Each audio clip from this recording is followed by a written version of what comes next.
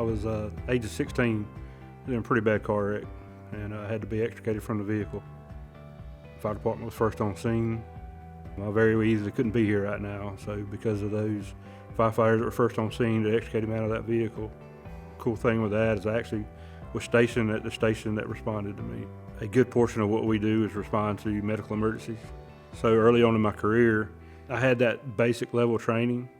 My first officer, he was a lieutenant at the time, he was a paramedic. And he had so much knowledge and he was so confident, and I wanted that confidence, and I wanted to be the best I could be at my job, and I felt like that was the next step where I needed to be at. We had a call for a pedestrian struck by a vehicle. It was in the parking lot. So first thing that comes in your mind is pedestrian struck by a vehicle in the parking lot. Might not be as bad as on a road. When we got there, we actually found a elderly female underneath the car. They had bystanders on scene trying to get the car off of her. The particular truck that I was on at the time didn't have equipment that could lift the car off of her.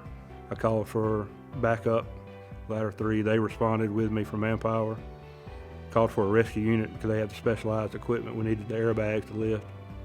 I didn't feel like we could wait for the rescue, so I chose to use a somewhat unorthodox method, using a ladder to lift the car off of her. We used it as a fulcrum. Placed curving on the ground, put the ladder under the car, and then lifted off. And with the manpower that we had on scene at the time, it worked, where we had a free man that he could pull the victim out.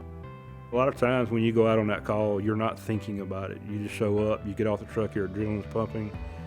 So you revert back to how we train. So if we train well and we train often, it just flows seamlessly on the call. Firemen, first responders, we don't necessarily do the job for the recognition. We do it because we love what we do. That being said, when we are recognized by people like the Shield Club, organizations like the Shield Club, it does mean a lot. We're going to do it regardless. But when somebody says, hey, you did a great job, and I want to recognize you for doing that great job, we appreciate that. That means so much.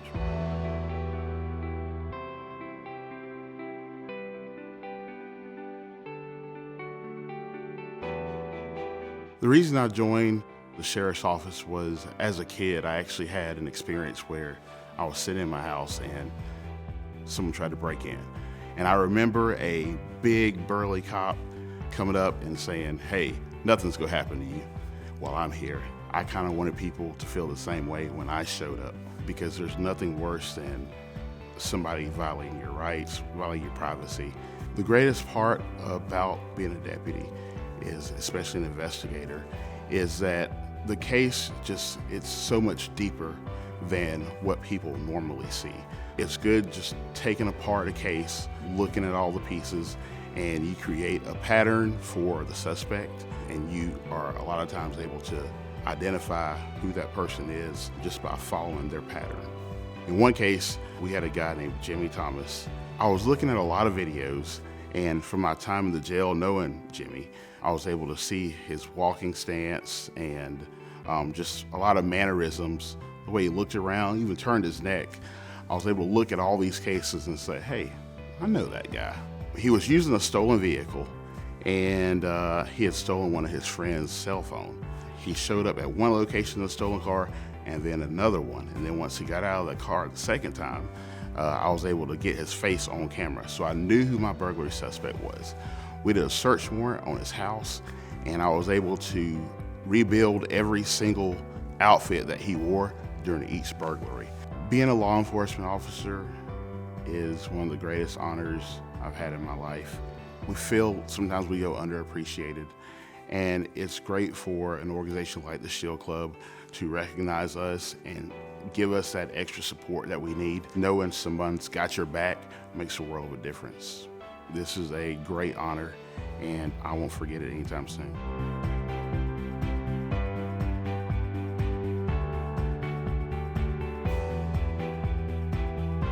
Back in 2004, June 19th, I got shot downtown.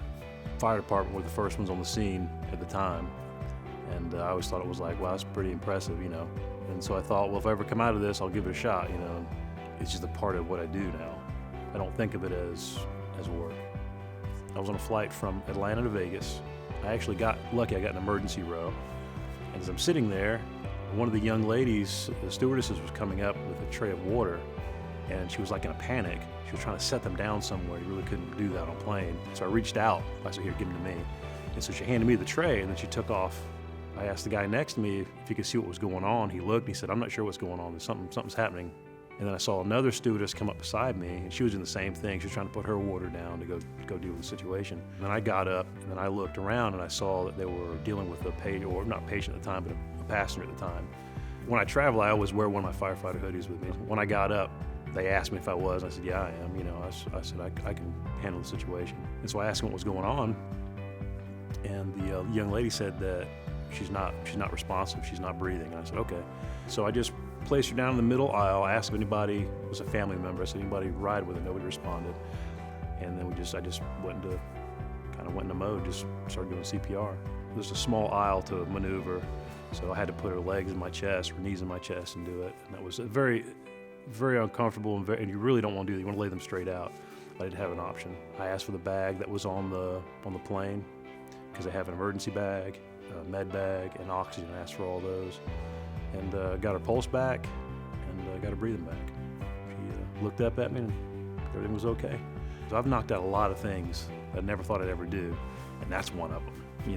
To rescue somebody in a plane in the air. Everything is just second nature. It's not I need to remember this, remember that. It doesn't matter if it was in a plane or in a restaurant or whatever. You're in that mode all the time. I'm honored to be awarded by the Shield Club.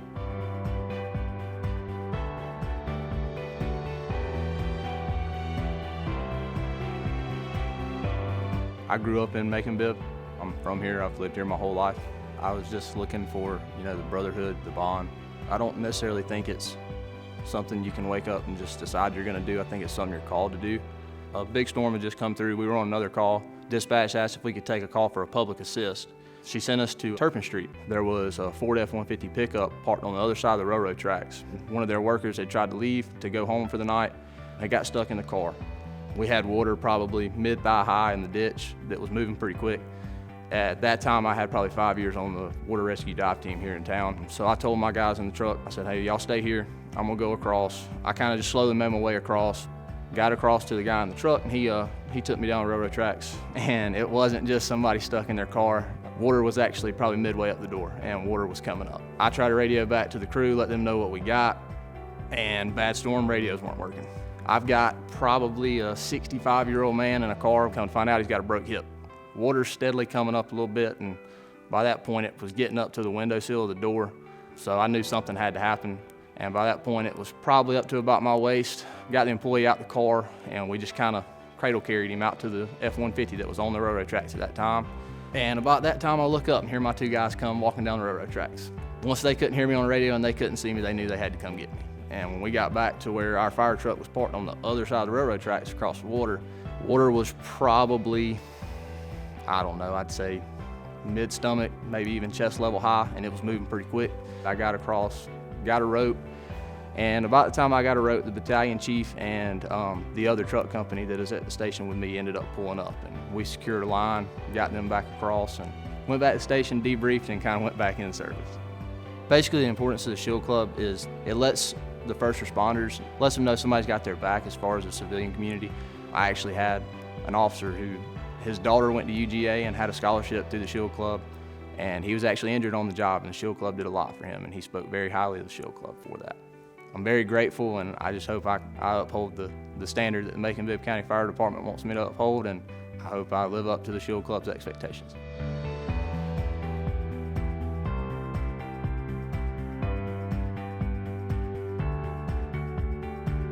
I've wanted to be in law enforcement ever since I was a little bitty kid. I can remember when I went to herd school and they had career day, and ever since then I've wanted to be a cop. Macon is a big part of me. I've lived here my whole life. My kids live here. I just want to make it as safe as possible for them and everybody else. I'm originally from Miami. Since I was little, I was just fascinated with police cars, and once I started growing a little bit older, started watching Cops, and I just got sucked into it. Kind of decided to, move over here and pursue that law enforcement career. And to some people, it could be a job. What difference can I make, or who can I help today is what it is for me, really. My department at the sheriff's office is pretty unique. There's 3 of us that are constantly beating the pavement every day. Me and my partners, we just go right around and look for bad guys. Our unit is also attached to the ATF or TFOs, task force officers. Whatever crime or gun crime happens, we take it statewide, and then from there on, we were able to proceed it federally. The gang unit is also the crime gun apprehension team. So a big part of our daily jobs is to get as many guns off the street as possible. So just through interaction with people in the streets and confiscation of illegal firearms and narcotics is where 90% of my arrests came from last year. We've got a good relationship with people in the community where they'll tell us stuff that they wouldn't tell your average officer. It really helps us be able to help solve violent crime and assist people that need the assistance. There's nothing I don't like about my job, everything. Waking up, not knowing what you're gonna do, it's like, okay, what task have we got today? The family aspect of it, that's what makes the job easy. In June, myself and Corporal Beltran, we were following up on an aggravated assault. We were watching the suspect's house. We watched him leave the house and go to a gas station. We were calling for available units to come assist with us. Whenever they pulled out of the gas station, we tried to stop them. Knowing the persons that were in that car, we knew it was probably gonna be a car chase, so we were kind of ready for that. So we followed them for not even half a mile with our blue lights on. It was slow motion when the guy just comes out of the passenger seat with the AK. He leaned out of the car with an assault rifle and just started shooting into the car. We both had bullet shrapnel in our arms, but neither one of us we didn't get hurt.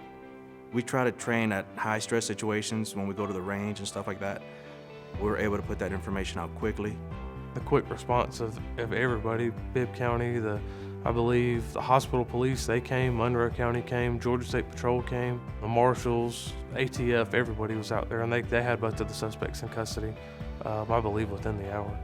Denny had shrapnel wounds to his arm. At one point I was seeing a lot of blood on my vest and I didn't know where it was coming from. And then I had some shrapnel on my sides, my arms, and on this other shoulder too. As soon as me and him got discharged out of the hospital, we put our guns and our vest back on and we went right back to work. I thoroughly enjoy coming to work every day and doing what I can to make a difference. You never know what's gonna happen in this job. I don't do it for the honor or the awards or anything like that. I do it because I love it. Knowing that the Shield Club is there to help you out if you need it, that's just a little relief that you know that I got that in my pocket that I could use when it's needed. Knowing that there's groups out there that appreciate what we do and they recognize us on a daily basis, I think we're very fortunate to have the Shield Club, and I'm very appreciative of everything that they offer, and I appreciate the award greatly.